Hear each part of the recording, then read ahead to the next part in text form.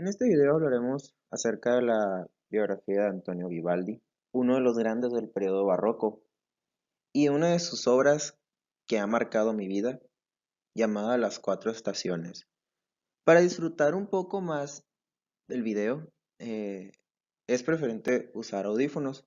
Este video pues es elaborado por su servidor, Andrés Jesús Pinacho Espinosa, como parte del trabajo del tercer parcial, que es la parte uno para la materia de bioestadística. Soy perteneciente al grupo 515. Como podemos observar en esta imagen, existe una representación de lo que conocemos hoy como Antonio Lucius Vivaldi, de quien hablaremos ahora. Ahora, Antonio Lucio Vivaldi nació en Venecia en 1678 y murió en Viena en 1741. Compositor y violinista italiano cuya abundante obra concertista ejerció una influencia determinante en la evolución histórica que llevó al financiamiento de la sinfonía. Igor Stravinsky comentó en una ocasión que Vivaldi no había escrito nunca 500 conciertos, sino 500 veces el mismo concierto. No deja de ser cierto en lo que concierne al original e inconfundible tono que el compositor veneciano supo imprimir en su música y que la hace rápidamente reconocible. Autor prolífico, la producción de Vivaldi abarca no solo el género concertante, sino también abundante música de cámara, vocal y operística. Célebre sobre todo por sus 4 conciertos para violín y orquesta reunidos bajo el título Las Cuatro Estaciones, cuya fama ha eclipsado otras de sus obras igualmente valiosas, sino más. Vivaldi es por derecho propio uno de los más grandes compositores del periodo barroco, impulsor de la llamada Escuela Veneciana, a la cual pertenecieron Tomás Albinoni y los hermanos Benedetto, y equipable por la calidad y originalidad de su aportación a sus contemporáneos Bach y Handel.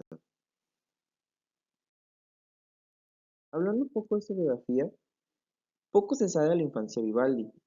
Sabemos que es hijo del violinista Giovanni Battista Vivaldi. El pequeño Antonio se inició en el mundo de la música probablemente de la mano de su padre, orientado hacia la carrera eclesiástica. Fue ordenado sacerdote en 1703, aunque solo un año más tarde se vio obligado a renunciar a celebrar misa a consecuencia de una enfermedad bronquial. Posiblemente se cree que fue asma. Qué conveniente. También en 1703 ingresó como profesor de violín en el Pío Ospedale de la Pietà, una institución dedicada a la formación musical de muchachas huérfanas, ligado durante largos años a ella. Muchas de sus composiciones fueron interpretadas por primera vez por su orquesta femenina. En este marco vieron la luz sus primeras obras, como Sonate da Camera, que es la ópera 1, publicado en 1705, y los 12 conciertos que conforman la colección Le Estro Armónico, publicado en Ámsterdam en 1711. Aún en tales composiciones se dan todavía las formas del concierto grosso, la vivacidad y la fantasía de la invención superan ya cualquier esquema y atestiguan una tendencia resuelta hacia la concepción individualista y por ende solista del concierto, que se halla mejor definida en las 12 conciertos de la extravaganza.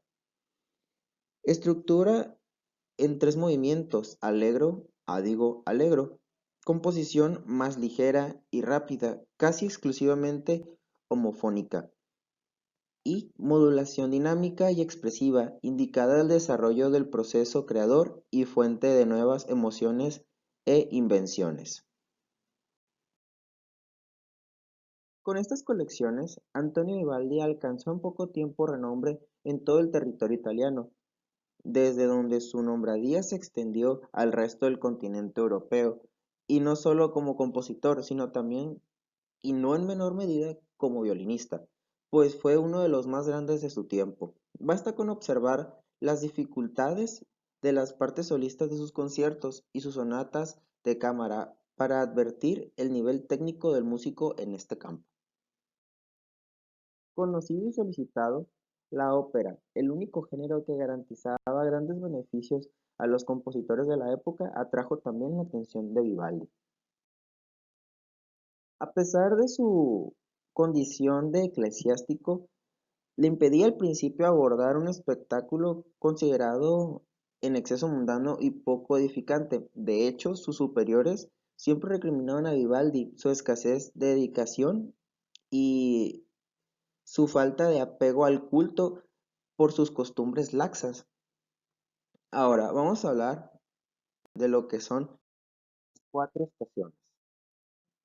En las cuatro estaciones Vivaldi muestra no solo la capacidad semántica de la música, sino también su habilidad para crear climas sonoros, a la vez evocados e intimistas. La obra describe el ciclo anual de la naturaleza, de los hombres que la trabajan y los animales que la habitan. Cada uno de los cuatro conciertos desarrolla musicalmente el soneto de autor desconocido que le precede, en cuyos versos se dibuja un cuadrito de la estación. Así, esta pieza, conocida como la primavera.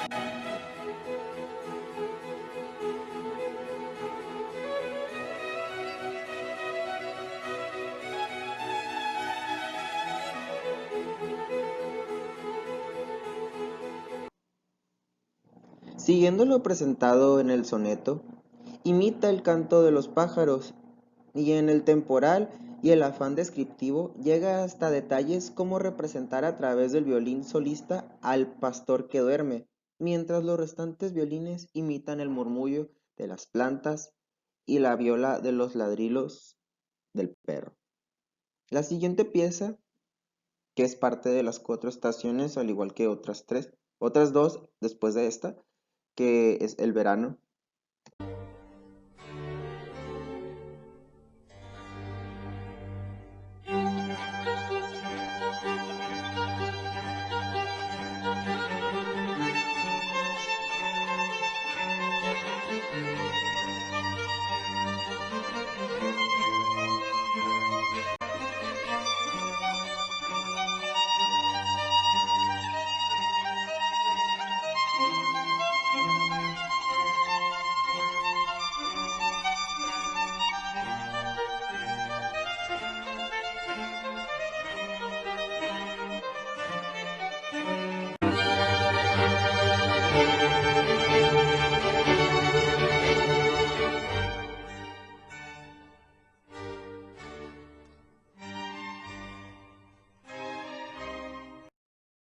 Como acabamos de escuchar, el verano describe primero el sopor de la naturaleza bajo la aridez del sol y después una tormenta ya anunciada y en el primer movimiento y en que alcanza máximo de su violencia en la parte final. Obviamente solo escuchamos una pequeña pieza. A continuación, escuchamos el otoño.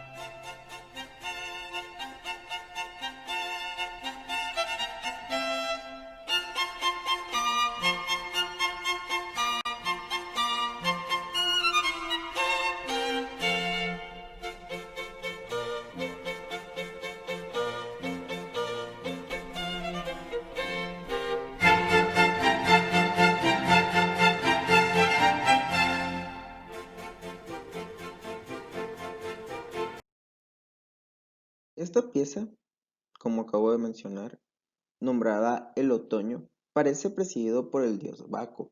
El compositor presenta la embriaguez soporífera de un aldeano feliz por la cosecha. Luego, al alba, parte el cazador con sus cuernos y sus perros en busca de una presa.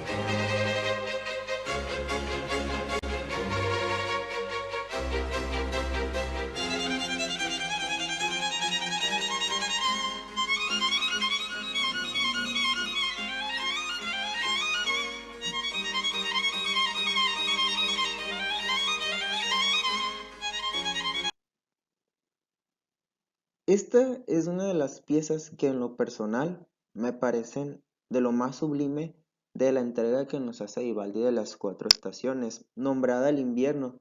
Predominan las imágenes sonoras de la nieve y el hielo. De no ser poco, como acabamos de escuchar, estas piezas tienen una popularidad que se remonta a la época de la misma de su creación. Especialmente del primero de los conciertos, La Primavera, circularon enseguida en Francia copias manuscritas, arreglos e imitaciones, pero a fines de la década de 1730 el público veneciano empezó a mostrar menor interés por su música, por lo que Vivaldi decidió en 1741 probar fortuna en Viena, donde murió en la más absoluta pobreza un mes después de su llegada. Caído en el olvido tras su muerte, el redescubrimiento de Vivaldi no tuvo lugar hasta el siglo XX, merced a la música de Bach, quien había transcrito 12 conciertos vivaldianos a diferentes instrumentos. El interés por el músico alemán fue precisamente el que abrió el camino hacia el conocimiento de un artista habilidoso en extremo, prolífico como pocos y uno de los artífices de la evolución del concierto solista tal y como hoy lo conocemos. Esta es una imagen representativa de Bach. Como podemos ver, pues lo hemos visto ya en varios memes. Haciendo referencia a lo que se estipula o lo que se marca, que a pesar de que Vivaldi ahora en la actualidad es conocido y su música por muchos, me pongo de ejemplo, idolatrada, este murió en las condiciones más precarias. Tras la Segunda Guerra Mundial, apenas 2 décadas después de iniciarse la recuperación y divulgación de esta obra, Vivaldi se convirtió en uno de los autores más interpretados del mundo, a pesar del triste final del compositor y del largo periodo de olvido. La obra de Vivaldi contribuyó, a través de Bach, a sentar las bases de lo que sería la música de los maestros del clasicismo, sobre todo en Francia, y a consolidar la estructura del concierto solista. Un grande del violín.